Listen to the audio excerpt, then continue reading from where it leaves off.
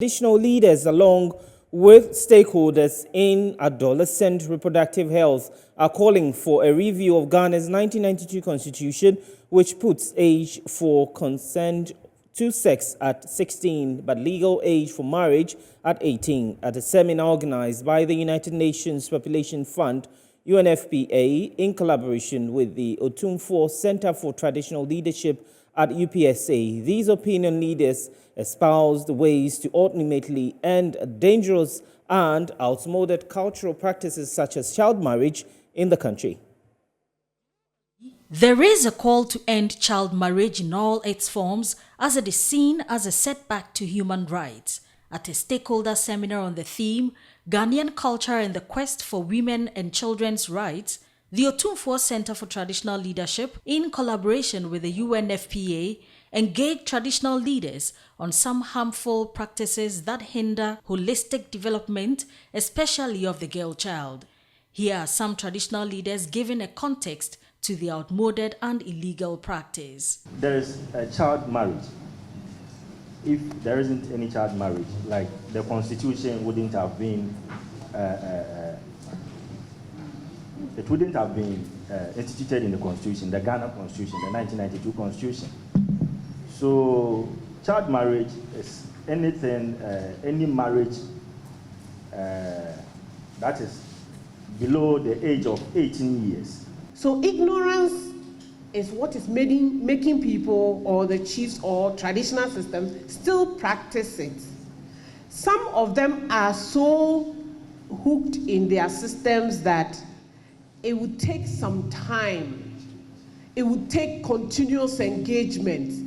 It would take education, because honestly, when we finish empowerment sessions with traditional leaders and we ask them the same question we asked them at the beginning of the engagement, the answer is 360 degrees turn around.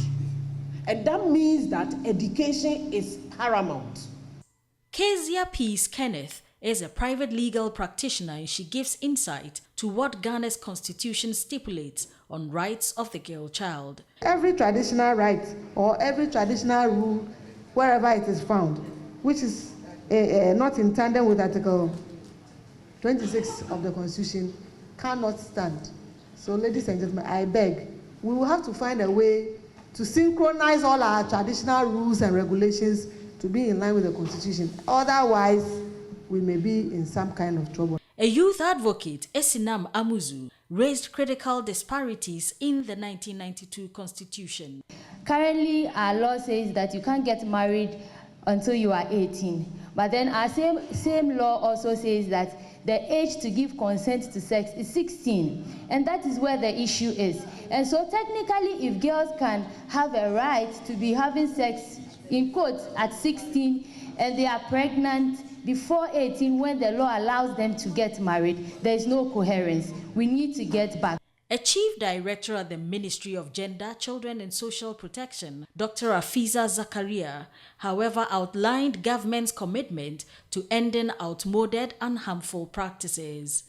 In 1998, the prevalence of child marriage in Ghana was around 30%.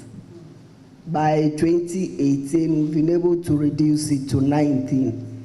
2021, we've gone down further.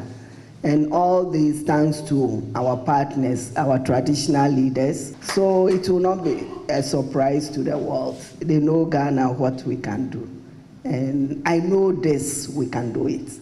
Let's do it together and showcase Ghana once again. Here is the UNFPA country representative, Dr. Wilfred Ochan, speaking on the importance of such a stakeholder engagement. We think culture is a strong vehicle for fostering development, for fostering health. It's only that we need to really look at the cultural values and reach a negotiated point where we find a good culture, we continue, we propagate, we enhance them.